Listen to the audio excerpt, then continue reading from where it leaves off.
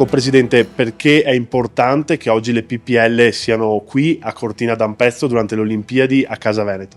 Beh, le PPL sono un fenomeno veneto, sono 1500 le PPL che attualmente lavorano e producono e trasformano ovviamente i prodotti agricoli di allevamento, quindi mi sembrava assolutamente doveroso essere in una cornice di questo genere. Che cosa presenterete ai molti visitatori che raggiungono ogni giorno questo luogo? Beh, presenteremo ovviamente dei prodotti.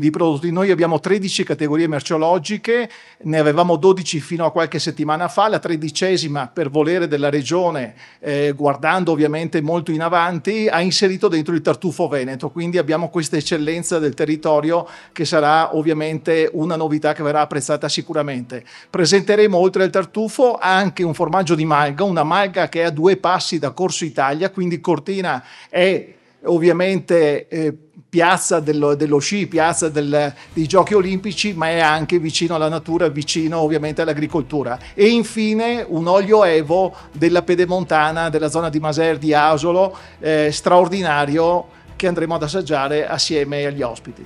Ecco, importantissimo comunque la visibilità mondiale che le Olimpiadi danno anche ai prodotti tipici del Veneto. Assolutamente, io lo chiamo patrimonio, è un patrimonio olimpico oggi e quindi come posso dire, il binomio va a braccetto assolutamente.